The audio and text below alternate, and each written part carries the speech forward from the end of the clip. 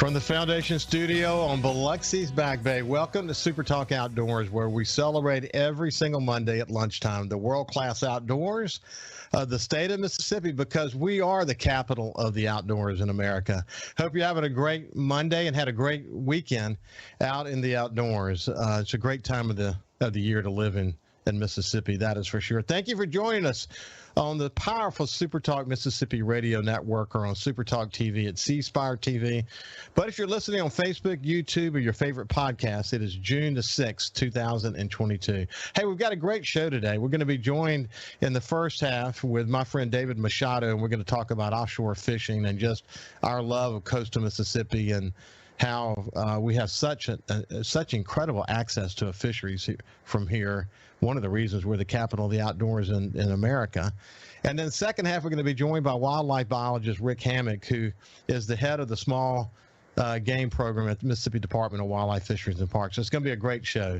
So now let's move over to my friend David Machado. And first, just say good morning, David. How are you, buddy? Good morning, Ricky. How's it going, man? It's good. It's good. I've been really looking forward to visiting with you. You and I, we share such a passion for fishing offshore, and more recently, you've gotten deeply engaged in blue water fishing. Doing billfish tournaments and all that. You even caught a couple of bluefin tuna, kind of rare, huge fish. We'll talk about that here in just a second. But before we go any further, I just want to mention that you're a board member for the foundation, officially known as the Foundation for Wildlife, Fisheries, and Parks. I talk about the organization all the time. I'm proud to have them as a sponsor of this show, but it's a great organization doing important work, isn't it, David? It's been incredible. Yeah, I'm one of the newer foundation directors, but the work that the foundation does is so critical to, enhancing and preserving the outdoors in Mississippi. And there's so many things that I didn't know about that were important work that they were doing, especially for youth and different things through archery and all kind of stuff that I didn't know about. So it's been a great, that's one of those boards that you serve on that you're really proud and you feel like you're making a difference. So it's been awesome. Well, you're a busy guy, and back before I retired, I was a busy guy, and I often said that if you want to get something done in the community, you got to go find a busy person to do it, because you get the connection between being involved and helping build a better, stronger Mississippi and having more successful business. You understand that link, and one of the reasons you've been so involved in so many different things. But you're right about the foundation. It's been great doing this show because it's interesting. I've learned a lot about it. Obviously, the Outdoor Stewardship Trust Fund that the foundation was so much behind. I was, very passionate about that. Watching how the foundation, in so many different ways, has helped fill gaps, funding gaps for the department around, and you mentioned it, youth, the importance of youth, hunter education, and the archery program in Mississippi probably is second to none in the United States. I mean, I could go on and on and on, but the work the foundation is doing to support the Department of Wildlife, Fisheries, and Parks, I mean, it can't be overstated how important that work is. And you're surrounded by some really, really dedicated board members, aren't you? We are. It's a very, very active board, and that's what kind of makes you so proud to sit at that table around the men and women that are involved in that. And everybody's passion is equal there, and it's all about enhancing and preserving the outdoors in Mississippi, and a lot of different projects, a lot of different funding, really involved in the parks. That was something I didn't really know about that falls under the Department of Wildlife and Fisheries, but our parks around Mississippi and keeping those to be, great places to go visit, and the opportunity for people to go enjoy the outdoors. It's really special. It really is. And, we talk about this on the show all the time, but one thing COVID did is help people know that they were safe outside. So, hunting license and fishing license sales went up, and the number of people who are enjoying the state parks went up. It's been a great opportunity. I mean, always in a challenge like something like COVID, obviously, there are always these little pockets of opportunity, and one certainly is a reminder of how precious and important the outdoors is to Mississippi, and why it's important for our conservation and the sort of the legacy we're leaving for our kids and our kids' kids. That's what it's all about. Hey, listen, I spent a whole show with you on my Coast View show, the show on the coast, Super Talk, focused on coastal Mississippi, about the work that you're doing as an entrepreneur. You're a big, passionate Mississippi State guy, but you've built a thriving and growing multidiscipline architecture and engineering firm. You're headquartered in Biloxi, but you're really doing projects across the Southeast. Tell me more about your firm and what you're up to these days. Yeah, so I know we're going to talk fishing in a little bit, but we've been so busy. It's definitely been tough to fish as much as I'd like, but we're really busy right now. A lot of our market is in the school work right now. There's a lot of COVID related funding that's in place to enhance air quality, separation, social distancing, things like that. So we're really busy in the school markets right now. Replacing air conditioning systems, putting in new windows to protect UV light and enhance air quality.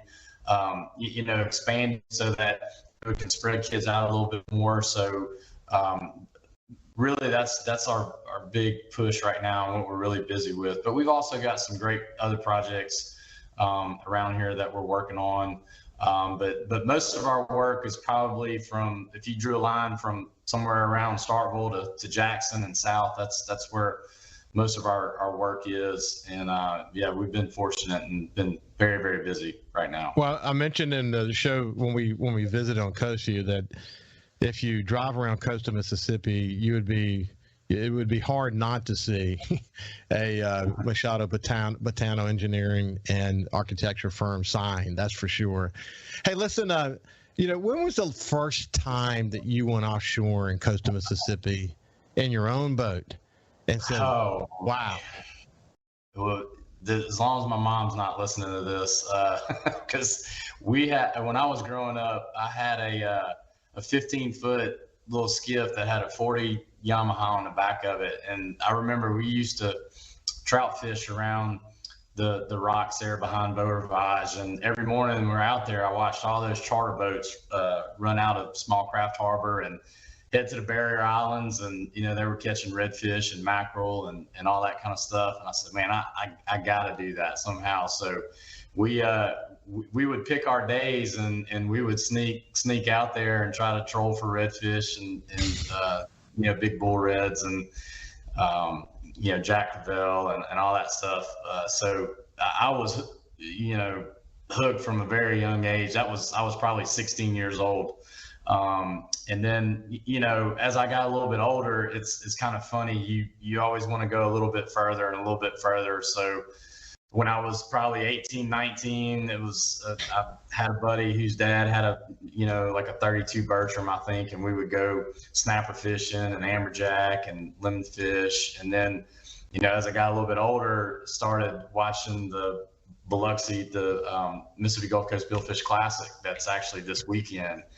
And I remember being in my late 20s and watching all these boats come in and parade out and, bringing big marlin and tuna and things like that. And I was just like, I have to do that. So it's just funny, as you get older, you want to go a little further and a little further and a little further offshore to chase the bigger fish.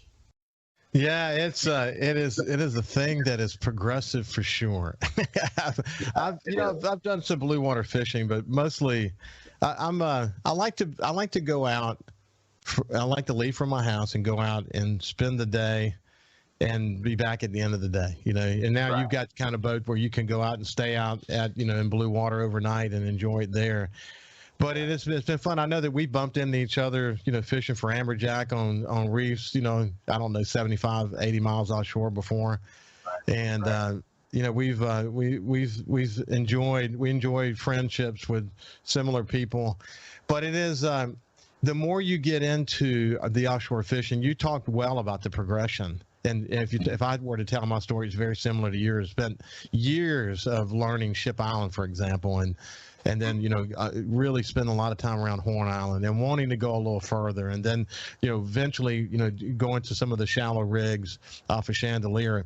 And my friend Terry Waldrop and I, we used to know exactly how much gas it was going to take for us to get there and then come back. And buddy, once we got there, we had to kill the engine because it was going to be really, really iffy if we were actually going to make it back or not. But so many great memories, so many. In fact, our really good fishing partner Kevin Parker, who unfortunately died of cancer last week.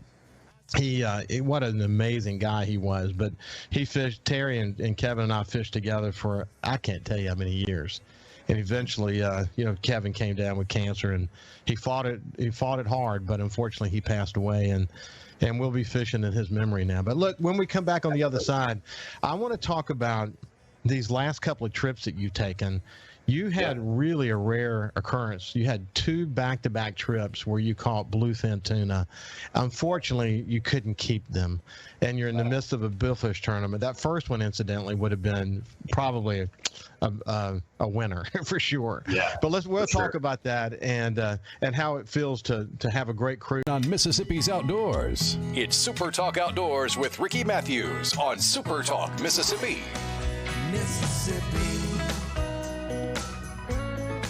As we listen to Steve Azar's song, One Mississippi, the theme song for Super Talk Outdoors from my friend Steve Azar. That song is now the state song for Mississippi. I'm so proud of Steve. I'm so happy for the state of Mississippi. And anyway, Steve's couldn't happen to a better guy. He's so focused on this great state. And he's such a great ambassador for the state when he travels across the United States, involved in fundraising efforts and doing concerts and whatever. What a great ambassador. He's, in fact, the music and cultural ambassador for the state of Mississippi, and there's a good reason for that. But One Mississippi, what a great song. We're visiting with my friend David Machado. He owns an architecture and engineering firm here in coastal Mississippi and does work across the Southeast. But he's also someone like myself who is literally addicted to offshore fishing. We're going to talk about some of the most recent situations that you've had as it relates to billfish tournaments. But before I do that, when you think about what we have access to from here, David, I mean, whether it be the rigs or incredible reef opportunities, whether it be Chandelier or just surf fishing for redfish or specks, or it's unbelievable. I mean, truly unbelievable. It's got to be literally, when you add it all together, some of the most productive fishing water, when you think about all the species that we have access to, some of the most productive is clearly in the United States. It is, and it's very undervalued and very underrated. But trust me, when you see this weekend and you see over 100 boats come in to fish this Mississippi Gulf Coast Billfish Classic from Texas to South Florida, they understand truly what we have here. And I was actually on the dock yesterday, and there was a family from Texas that was going snapper fishing this morning. It's amazing because we truly have the total package between the hospitality and the entertainment and the venues that we have here for family and friends and everybody to come and enjoy it. And then, you can go, fishing and, right offshore here and be back the same day and enjoy a dinner at, Mary Mahoney's or something like that at night. I mean, it's truly a special place. And I fish a lot of these tournaments from Orange Beach and Destin, and they have them down in South Louisiana. There's no other tournament in the Gulf of Mexico that brings more boats than this Biloxi tournament. And that's a fact. So it's been great watching. Of course, I used to fish SKA tournament for many, many years, and I worked closely with Bobby Carter. And what he and Robbie have done with Mississippi Gulf Coast Billfish Classic, with a lot of great volunteers, is truly remarkable. And Robbie, I've had him on the show, and he talked about how he's utilized social media and photography to really build that. And they're using all the. I mean, really, if you think about it, it's all about just sharing what's actually happening. Making sure from the marketing efforts, and especially through social media, people have a good grasp of how special all these components work together, what you can do when you're back on land, what incredible water you have access to. When you have that many, first of all, the number of boats is not just the boats, but the kind of boats that we're talking about here. Hundreds of millions of dollars worth of boats all at one time, going out to fish together. It's a hell of an experience, isn't it? It's special. It's special. And then, when you're down there at the dock, and if anybody's around Biloxi, I encourage you to go behind the Golden Nugget this weekend and just, see an amazing venue of beautiful boats lined up with a lot of friends and a lot of fishing stories and a lot of tears too, a lot of heartaches, a lot of heart. We were this close.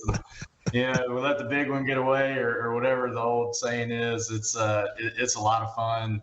A lot of families, do this together and have a good time. And it's really special. Well, I fished tournament wise for, I don't know, somewhere between 20 and 30 years. I can't tell you how many fish I lost at the gaff. And it's just part of the deal, man. It's just, or get a great bite, it's a great fish, and then lose it immediately, or fight a fish for hours and still lose it. And it goes with the deals. And part of the fun of it is the camaraderie and the stories and the lifelong memories that you're creating that never go away, do they? That's right. Yeah, it is. It's all about a group of friends. Hey, one quick thing before we get to the Orange Beach Billfish Classic. You've had a lot of success in your life, as do many of the other boat owners who are involved in these tournaments, but it's still painful when you have to deal with the cost of diesel fuel these days, isn't it? Oh, man, it is. It's I was looking back at some of my stuff from last summer. We were paying $2.45 a gallon, and now we're paying $5.40 a gallon. So, man, yeah, and somebody asked me, says, well, what are you going to do? And I'm like, well, there's nothing I can do. The boat has to fish. It has to be used. That's the worst thing, is to sit it up and not doing it. That costs way more than the fuel. So, hey, let's go to the Orange Beach Billfish Classic, and you guys, you caught a really big bluefin, and unfortunately, you're like 3 or 4 days out from the official time when you could actually keep a bluefin. You didn't know what it was initially. Where were you? And tell us a little bit about that experience. Yeah, so we were about probably 3 miles off of the rig, and like you said, they had just closed Bluefin Tuna about 3 days before. There was actually this tournament historically on this weekend. Bluefin Tuna is still open, and they've had several bluefin weighed at that tournament over the years. So it was a little bit rare. What I heard is there were some Texas boats that they had a tournament down there, and evidently they got on a good bite, and they basically, after that quota came in to NOAA, they shut that fishery down, which rightfully so. I'm all for that. Like, we need to protect these fish. They're big, beautiful fish. They're rare. But I can tell you, just from our activity and where they're plentiful in the Gulf this summer. So it was really cool to be seeing them like we have. But we were basically trolling lures about 4 miles off of a rig, really just kind of what we call skull dragging. It's basically just kind of pulling in the blind, just basically moving spots. And he came up and hit one of the lures, and we saw it was a huge fish. 2 guys saw it and thought it was a big marlin. One other guy saw it, and he was probably a little bit more experienced, and he was pretty sure it was a tuna. But regardless, we had to fight it to the end. So 4.5 hours later in the chair, we finally got him to the boat. Confirmed it was a big bluefin tuna. It's the biggest fish I've ever seen in my life, next to my boat.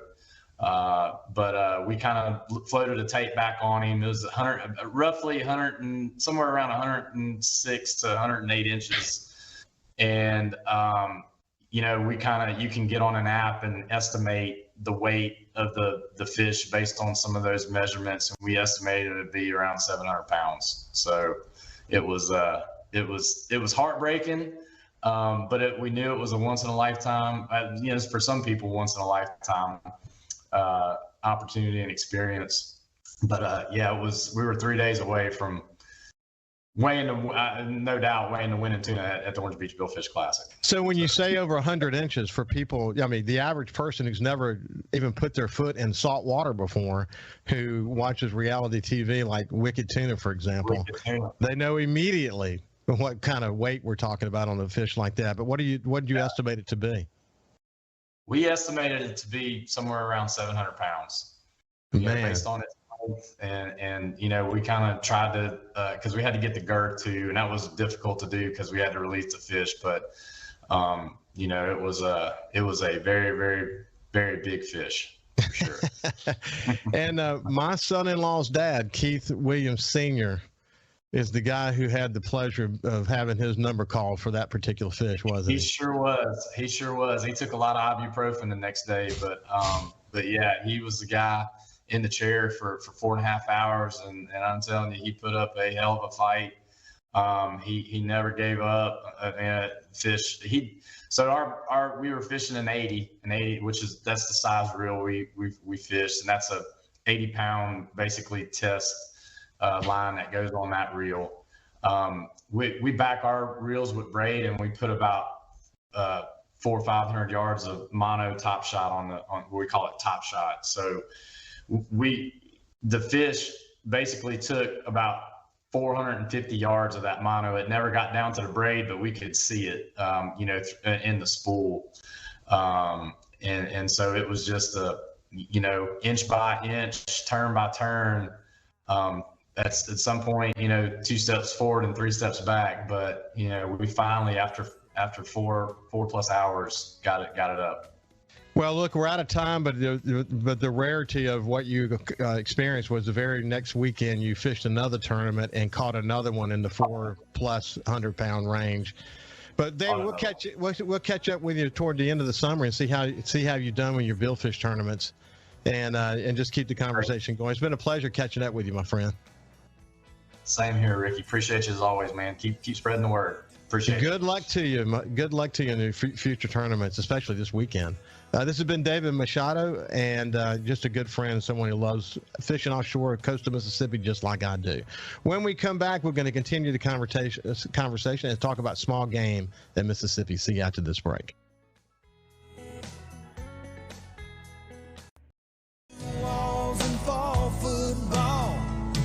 Welcome back to Super Talk Outdoors. I really enjoyed that conversation with David Machado. There are a lot of people like David here in coastal Mississippi, whether they're pier fishing or wading or doing, backwater fishing or fishing at the islands offshore, in their boats or wading offshore, along the incredible surf fishing that we have at the islands, or whether you're further out catching snapper. Incidentally, the snapper reports have been incredible. Or going a little bit deeper and catching some amberjack and some mahi, or going out to Bluewater and catching a 700-pound bluefin tuna. There are so many passionate fishermen all across the state of Mississippi, and when you consider what we have access to here, that's why I continue to say we're the capital of the outdoors in America, here in Mississippi. Now we're going to shift gears to my friend Rick Hamrick, excuse me. I don't know why I missaid his name. I knew how to say his last name there. But anyway, he's the small game program coordinator for the Mississippi Department of Wildlife, Fisheries, and Parks. How you doing, my friend? I'm good. Glad to be here. Sorry for destroying your name there at the beginning. That's all right. Hey, listen, I told you this when we were off the air, but if there is a common theme when I go through each of my guests and where they first found a love for the outdoors, I mean, almost to a person, if they learned the outdoors from a grandfather or a father. Some people learn it from a friend when they get a little bit older, but if they learned it from a grandfather or a father, or in some cases a mother or a grandmother, small game is usually sort of the Rosetta Stone that connects people to the outdoors. So you as the program coordinator and as a wildlife biologist, that very well, don't you?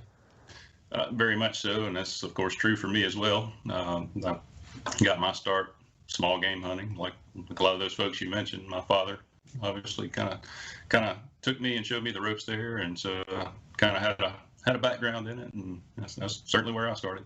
Where did you grow up? I actually grew up in Newton County, Mississippi, down the east central part of the state. Yeah, cool. And what kind of hunting did you do growing up?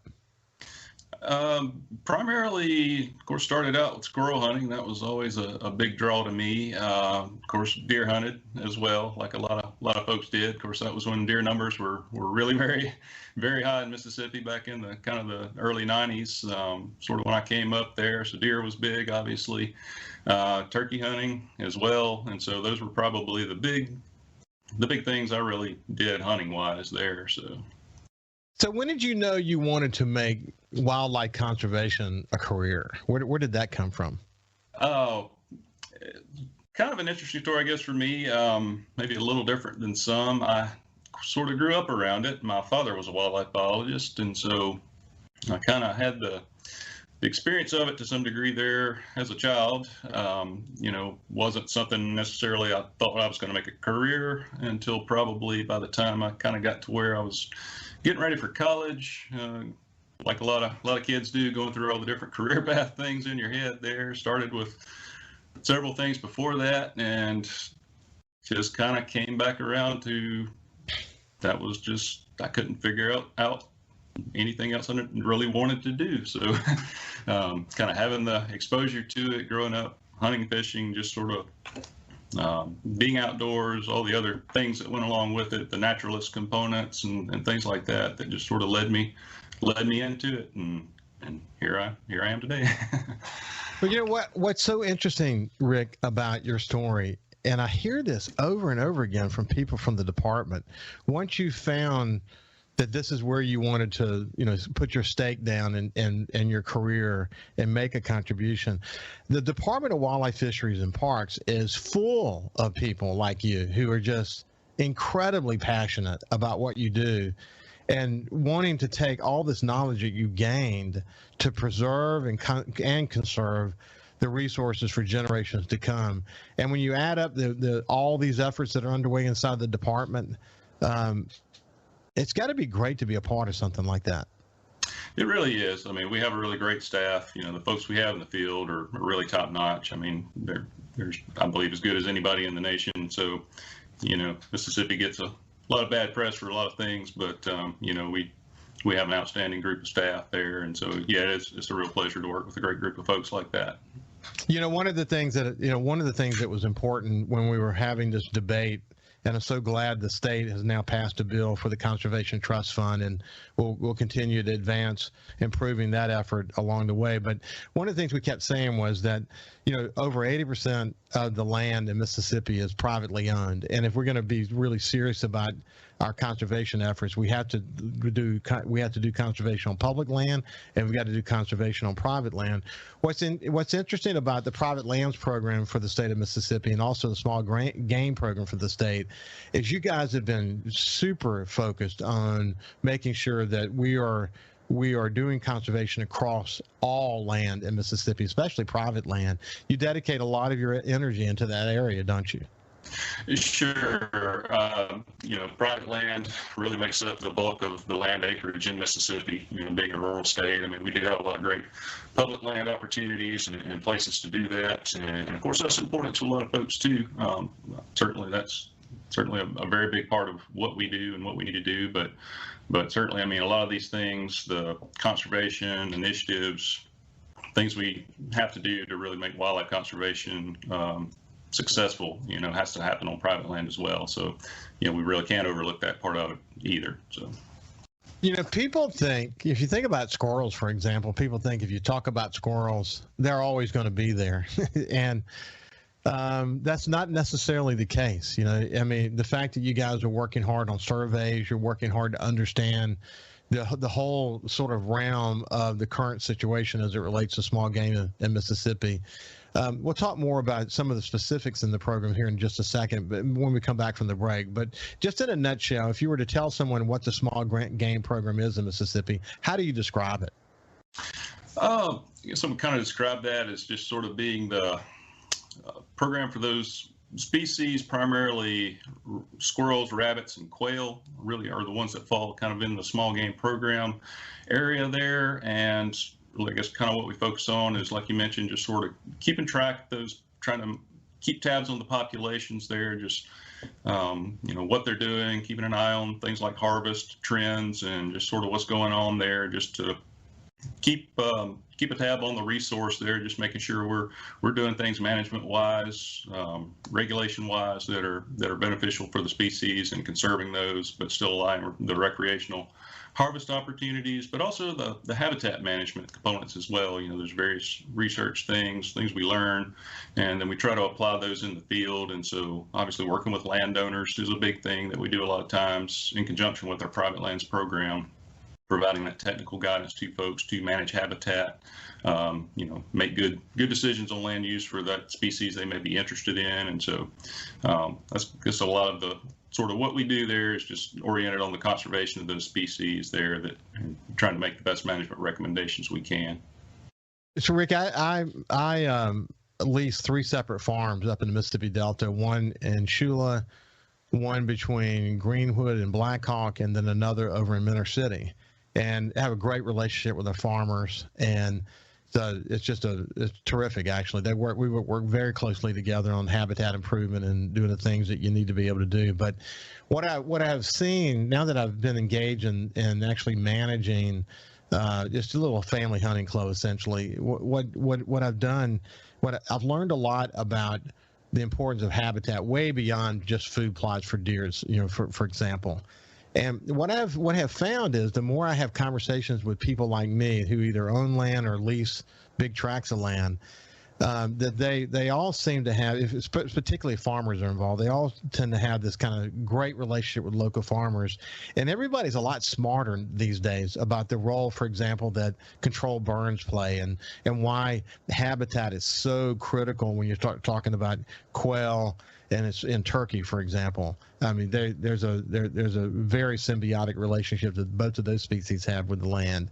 And obviously rabbits are obviously more tolerant, obviously, but I've noticed just a growing level of awareness about habitat that may not have been there 5 or 10 years ago. What do you attribute that to? Just you guys, just the accumulating nature of the knowledge, maybe social media? What is it? Why are people so much more aware of these things today than they were, say, 5 or so years ago? I think it's probably a little bit of all of the above. I would probably attribute some of that to our private land staff. Now that we've made a commitment as an agency to really focus on that as being an important part of what we do for about 15 years or so now, I think that's starting to pay off there. Those landowners has really improved the educational component there, getting the information out. But also, like you say, a lot of there's so much there now that folks can get. And I think that's helping as well. And so, we do a lot to try to get information out and to reach those folks too. So I think it's a little bit of all of the above. We're talking to Rick Hamrick, who's the head of the small game program for the Department of Wildlife, Fisheries, and Parks. When we come back, we'll talk about the annual hunter survey that's underway and some other work that they're doing that's vital to improving small game in Mississippi. We'll see you after this break.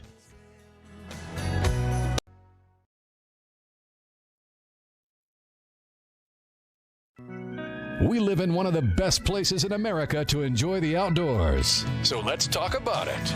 It's Super Talk Outdoors with Ricky Matthews on Super Talk Mississippi. Welcome back to Super Talk Outdoors. I really enjoyed this part of the show because not only did we learn what people like Rick Hamrick, who's head of the small game program for the Mississippi Department of Wildlife, Fisheries, and Parks, we get to know a little bit more about the man behind the programs. And as I've said so many times, we get to hear once again the passion that these people who work for the department have for conservation and in teaching people what they know, so that we can all have the ability to enjoy this for the rest of our lives, and maybe our kids and our kids' kids can do the same thing. So it's really important. So I'm enjoying visiting with my friend Rick Hamrick. So, hey, Rick, you guys do an annual hunter survey that's happening in the next couple of weeks. Tell us about that. Well, our hunter survey we've been doing now for probably over 40 years now. Some folks may not be aware of it, but it's one of the ways that we gather information on kind of what folks are hunting, kind of the harvest trends, especially. They're not perfect estimates, but they give us a lot of information, that we don't really have another way to get. And so kind of how that works is we take our licensed customer database that we have. When you buy a hunting license, you get put in the database there for record keeping as far as who has the license and everything. And so we draw a sample from that, or a contractor we work with, actually, that's a natural resources survey firm that we use. And so we contract with them just because they have all the tools and resources to do that. It's much more efficient to do it that way. And so we work with them to draw a sample of those license holders, and then they will make phone calls. We've done it with mail in the past. Recently, we've been doing it with the phone call route there. And so they'll call someone when they get someone that's willing to take the survey. They'll ask them a series of questions about what they hunted, how many they harvested, and maybe a few other little questions there that go along with it. And so then they compile that, and then it gives us a report of sort of the harvest estimates and trends, numbers of hunters for all of our different game species. And that's kind of what we use to sort of measure harvest trends over time. And so, like I say, we've been doing that pretty consistently since about the early 80s. And so initially it was just residents. Now it includes residents and non-residents. And so just kind of gives us a snapshot of what's going on there harvest-wise, from deer down to even coyotes and things like that. So there's a big long list of things there that are included in the survey, but that's useful information to us. State agencies are charged with managing all of our resident game species, but we also include some of the migratory bird information in that as well. And so, like I say, it gives our agency that's charged with managing those resources sort of an idea of what's going on and relative to game harvest and the species that are in those game classifications. Well, I think it's important that you guys work with a natural resources survey firm to do the kind of work that you're doing here. But as a former executive for news media for like 16 years of my career, we spent a lot of time working with firms to get really good and reliable sample sizes so that we could get the kind of data we needed to be able to drive our company. I mean, it's really important. And you're not driving a company per se, but you are driving conservation efforts off this. So my point would be to people who get the call, take the time. Know, first of all, that this effort's out there, but they would not be able to understand sort of what your habits are related to the outdoors, especially as it relates to small game, which is where they're headed with the survey, if you didn't participate. So it's important, the more people who participate, that means the less phone calls they've got to make. And these days, everybody's tired of getting phone calls. But when you hear it's about this effort, take the time and answer the questions. It doesn't take long, and help kind of feed into the State Wildlife Agency for Mississippi the kind of information they need to be able to manage it. Over the years, you've gotten some great information, haven't you, Rick?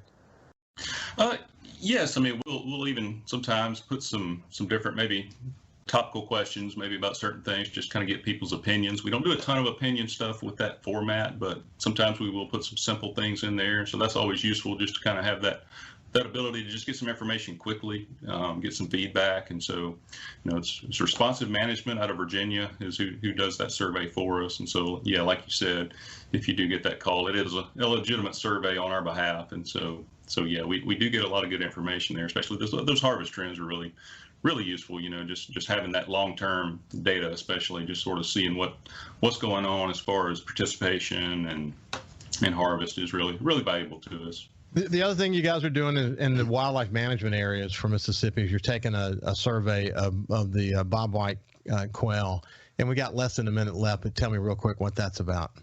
Well, real quickly, we do this on our wildlife management areas, maybe not every one of them, but some of our areas that have habitat conditions that are kind of conducive to supporting some quail populations. And so it's not a perfect census technique or anything like that, but it's another thing that kind of gives us some trend data. And so after we do that for multiple years, it gives us an idea about kind of what the populations are doing year to year, and it may even give us some sort of localized information. And so it gives us some information about the populations. Yeah, it's great to hear you guys are engaged in that. I look forward to having you back. You're someone I've enjoyed visiting with and getting to know better.